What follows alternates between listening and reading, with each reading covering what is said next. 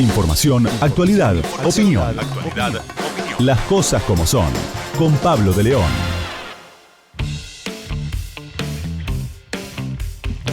Muy bien, en estos días se empezaron a aparecer casos, y a mí nunca me gusta hablar de temas de lo que le pasa a uno para hacer un análisis a partir de eso, pero sí empecé a ver casos de gente que empezó a tener coronavirus, como que habíamos perdido un poco el rastro. Yo vivo en la ciudad de Buenos Aires, digo para la gente que nos escucha en Radio con Voz en todo el país, pero alguien que había perdido el olfato y el gusto, otro que había tenido las dos vacunas, Sputnik, y le agarró un COVID bastante intenso. Digo, tenemos que prender las alarmas, y prenderlas hasta dónde. Bueno, vamos a hablar con alguien que sabe bastante de esta historia para hablar como corresponde y no alarmar innecesariamente, pero de muy necesario, pero que pongamos las cosas en su justo lugar, o decir las cosas como son, que es el nombre de este programa. Saludo al doctor Fernán Quiroz, al ministro de Salud de la Ciudad de Buenos Aires. ¿Qué tal? Pablo de León, equipo saludan. ¿Cómo va? Hola, ¿qué tal, Pablo? Un gusto hablar con ustedes. Bueno, gracias por atendernos. Les robamos unos 10 minutitos para que nos ayudes a ver, bueno, ¿qué está pasando? ¿Esto que yo estoy diciendo es algo que ustedes observan o cómo es el estado de situación de esta suba de casos? Sí, por supuesto. Describamos, si te parece, Pablo, la situación epidemiológica de la ciudad en este momento, ¿no? Por favor. Nosotros llevamos desde la última semana de mayo hasta hace 2 semanas, veníamos con un descenso permanente de casos, habíamos tenido unos picos de promedio por día de 2.800 casos por día, y llegamos hasta hace 2 semanas a un piso. De esos 2.800 pasaron a un piso de 100 casos por día, ¿no? Un descenso, sí, el más relevante de toda nuestra serie. Y en las últimas 2 semanas tuvimos un aumento leve de casos, progresivo, pasamos de 100 casos a unos 180 casos por día de promedio. Sí. Esa es la situación actual. Por supuesto que las curvas de cama de terapia intensiva y de mortalidad siguen la curva inversa, es decir, siguen descendiendo. Las camas de terapia intensiva, para que vos sepas, en la ciudad, el sistema público había llegado en ese pico de mayo a unas 500 camas ocupadas, hoy tiene 11 camas ocupadas de terapia intensiva con pacientes COVID, ¿no? Y en términos de mortalidad tenemos muchos días de la semana en que no hay ningún fallecido. Entonces, la situación globalmente es, hay un aumento de circulación comunitaria, leve pero evidente. Ese aumento sobre todo ocurre en personas que no están vacunadas o están parcialmente vacunadas, y cuando ocurre en personas vacunadas completamente suele ser un cuadro que no requiere internación. Entonces vemos una situación de aumento de casos, pero no de gravedad, que es un poco lo que busca la vacunación, ¿no? Claro.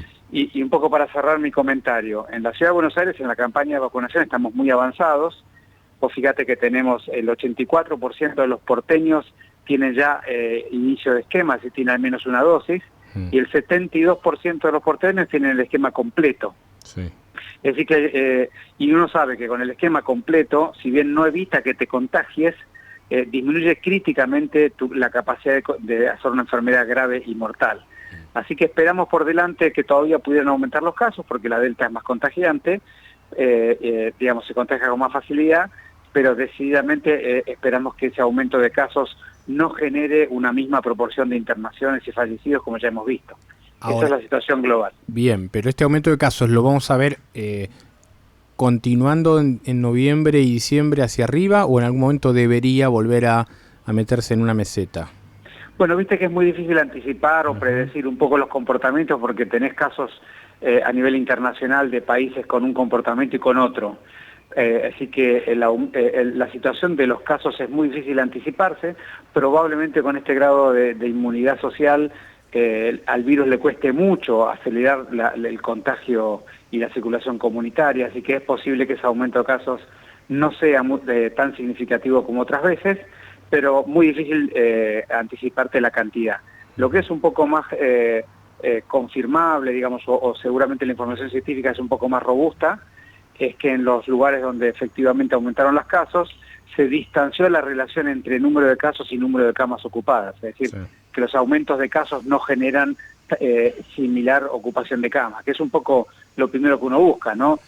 Si puede desterrar el COVID bárbaro, pero como eso es muy difícil, lo que más busca es que los cuadros de COVID se parezcan más verdaderamente a una gripe y que no tengamos casos graves, ¿no? Claro. Ahora, doctor Quiroz, en muchos lugares se está volviendo a la antigua normalidad, muchos trabajos, me consta en el diario que la gente está empezando a volver. Y pasa algo que me parece a mí, que es uno llega con barbijo, está bien, pero al cabo de un rato, uno obviamente está cansado, se va relajando y empieza a aflojar el cuidado del barbijo, toda esa cosa. ¿Cuál es la recomendación hoy a la gente en este marco de abrirse en lugares, restaurantes, lugares de trabajo, lugares públicos? ¿Qué conviene hacer? Bueno, eso es una pregunta súper oportuna y relevante para este momento, ¿no? Uh-huh. Porque nosotros lo que hemos ido liberando son las actividades que hacen a la vida social, afectiva y económica, porque es indispensable hacerlo, porque la gente no da más, claro, y porque ya necesitábamos hacerlo por múltiples motivos, pero eso no significa que tengamos que bajar la guardia del todo, porque eso naturalmente lo que va a hacer es que la curva de casos sea un poco mayor. Uh-huh. Entonces, ¿qué estamos buscando? Es volver a actividades habituales, que cada uno pueda hacer las actividades que espera y que tiene voluntad o necesidad de hacer, pero que tengamos 2 o 3 precauciones. Primero, toda la actividad social que podamos llevar al espacio abierto, sobre todo con el clima que nos va ayudando a llevarla al espacio abierto. Si lo hacemos en el espacio cerrado, abrir ventanas como para que se ventile el aire frecuentemente, y sobre todo recordar que el uso del barbijo en el interior, cuando estás con gente que no convivís, es de uso obligatorio, pero no porque sea obligatorio porque lo dice una autoridad, es porque verdaderamente es la mejor protección que vos podés tener. Seguir usando el origen en el interior, en el exterior según el grado de aglomeramiento y la voluntad de las personas, los que no le molestan usarlo, y vos ves en la ciudad que hay mucha gente que lo sigue usando, y la verdad que yo lo veo muy bien eso, es decir, al que le molesta y no lo tolera que se lo saque en el espacio abierto mientras circula, al que lo puede tolerar que se lo deje, pero sobre todo cuando hay conglomerados, insistir en el cumplimiento, ¿no? Eso, todos vemos situaciones donde no se cumple. Bueno, es cuestión de trabajar eso, porque eso nos va a permitir seguir las actividades como las estamos siguiendo. Bien. Gastón Leturia. Ministro, ¿qué tal? Respecto a lo que se viene por delante, pues ya nos acostumbramos en estos casi 2 años de pandemia a, no pronósticos así, sin datos, pero sí siempre marcaron ustedes y otros ministros, otras áreas de salud, hacia adelante, o preocupación, o tranquilidad, o estado de alerta. ¿Qué sensación tiene respecto a eso, teniendo en cuenta que estamos entrando en el verano y que va a haber bastante movimiento por lo que se ve turístico, etcétera? ¿Cuál sería la palabra con la que definiría su sensación de cara a los próximos 3 meses? Yo creo que usaría 2 palabras. Uno, es momento, después de tanto dolor y daño, y estar tanto tiempo vinculados con la muerte y la dificultad, es momento de revincularnos con la vida, ¿no? Eso es una primera cuestión que es muy importante, porque hay mucho daño de la esfera de salud mental, sobre todo en los niños y en nuestros mayores. Se requiere una revinculación para recomponer un poco el estado de ánimo y la personalidad de mucha gente. Y de la otra palabra que te acompañaría es, hay que ocuparse de sostener algunas medidas básicas, porque la pandemia todavía no terminó, lo sabemos perfectamente bien, entendiendo por pandemia que cada país pudiera tener olas de casos, ¿no?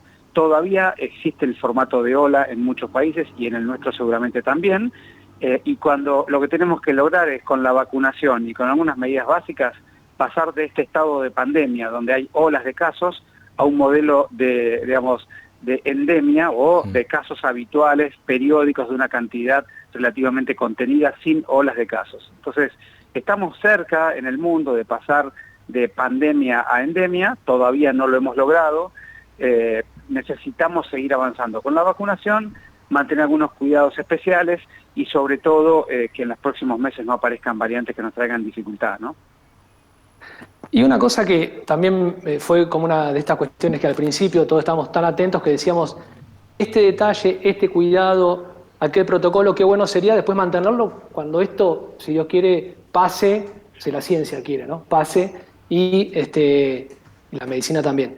Y nos quede, por ejemplo, esta cuestión de el barbijo cuando uno esté resfriado simplemente y todo. ¿Cuáles serían 2 o 3 de estas cuestiones que usted diría, habría que tenerlo, habría que dejarlo, habría que mantenerlo, porque va a ser siempre saludable?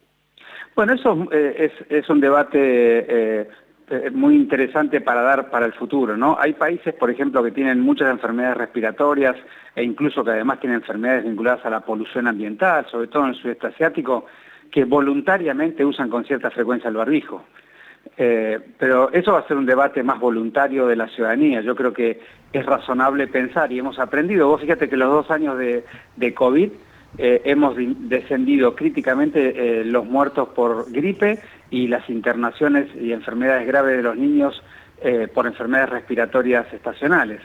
Es decir, que es evidente que las medidas de protección tienen un impacto en otras enfermedades. Pero también es cierto que hay gente que lo vive muy mal, lo vive como una restricción y que no tolera el barbijo. Así que yo creo que ese es un debate para el futuro y probablemente lo que ocurre en la práctica es que alguna proporción de la sociedad que se amigue con esa condición la sostenga durante un tiempo, sobre todo, como decís vos, cuando está con cuadros virales o cuando convive o trabaja con gente que pudiera estar enferma, que se proteja de esa manera, ¿no? Bien, doctor Fernández Quirós, dos preguntas finales y agradeciendo este tiempo aquí en Radio Con Vos y en Las Cosas Como Son. ¿Cuál es la polémica respecto de la vacunación de niños que el gobierno nacional dijo que la ciudad no estaba haciendo, no quiero usar una palabra que no dijo Bisotti, pero digo, haciendo alguna observación respecto de cómo se vacunaban los niños en la ciudad? No, yo escuché muy bien y hablé con Carla. Ella no propuso ninguna polémica, pero retomemos un poco, revisemos cuál fue el debate, ¿no? Sí. Nosotros lo que hemos dicho durante todo el proceso de vacunación es que no hay que mezclar ni superponer las campañas de vacunación, porque las campañas tienen una prioridad bien definida por el riesgo de cada uno de los grupos. Entonces, si vos mirás a lo largo de toda la campaña de vacunación de este año, sí, vas a ver a una ciudad de Buenos Aires que siempre respetó estrictamente, primero a los trabajadores de la salud, cuando estaba terminando pasó a los mayores de 80, después de los 75-79, y en muchas jurisdicciones y provincias, cuando nosotros estábamos entre 75 y 79, ya habían abierto la vacunación a mayores de 40 y vacunaban de 42, de 64, todos en paralelo, o trabajadores esenciales o priorizados. Nosotros mantuvimos a rajatablas un esquema por dos motivos. Primero, porque era el verdadero orden de riesgo, y segundo, porque era mucho más claro para la sociedad en qué momento le tocaba a cada uno. Y acá hicimos lo mismo. Vos fíjate, tenemos 4 grupos de vacunación en menores de 18 años. Adolescentes priorizados con enfermedades acompañantes, adolescentes sin enfermedades acompañantes o no priorizados, niños de 3 a 11 priorizados y niños no priorizados. Y vos mirás cómo fue la campaña de la ciudad, hicimos estrictamente en ese orden. Completamos ya la doble vacunación de adolescentes priorizados, completamos ya la primera dosis de los adolescentes no priorizados, completamos ya la primera dosis de niños priorizados, y para este domingo habremos completado ya la vacunación de todos los niños no priorizados, pero siempre en el orden. En cambio, otras jurisdicciones abrieron todos los niños al mismo tiempo. Es una decisión o estrategia local que yo no tengo por qué criticar, porque cada uno tiene su estrategia, pero nosotros preferimos ir por este orden y esta claridad en la comunicación. Bien, y por último, doctor Quirós, ¿cómo vive el proceso electoral? Yo siempre le meto alguna pregunta política y no quiero dejar de hacerlo hoy. ¿Cómo lo vive? Bueno, yo creo que, digamos, primero el resultado de las PASO fueron muy contundentes en términos que la sociedad está proponiendo o está expresando un disconfort con la situación actual y que está proponiendo y buscando alternativas a las autoridades actuales. Eso me parece que fue bastante evidente. Y lo segundo es que requerimos entrar en una campaña donde tengamos más oportunidad de discutir, digamos, qué valor agregado ofrece cada lista de candidatos y un poco menos de andar discutiendo qué es lo que hace mal el otro, ¿no? Me parece que eso es lo que se merece la ciudadanía en este momento, después de tanta dificultad. Se merece más bien escuchar gente mostrando su talento y sus propuestas y no tanto discutiendo las de otros. Y en ese sentido, la verdad es que a mí me parece que tanto la lista de Diego Santilli, integrada ahora con el radicalismo, y la lista de María Eugenia Vidal, integrada con la de López Murphy, son dos listas que verdaderamente ofrecen esa alternativa, y bueno, y esperemos que buena parte de la ciudadanía le dé la posibilidad de defender esas ideas, esa mirada y esa forma de construir el futuro. Bien. Doctor Fernández Quirós, ministro de Salud de la Ciudad de Buenos Aires, gracias por este contacto con Las Cosas Como Son y con Radio Con Vos. Buen fin de semana. Por favor, igualmente, un gusto hablar con ustedes. Gracias. Muy bien, bueno.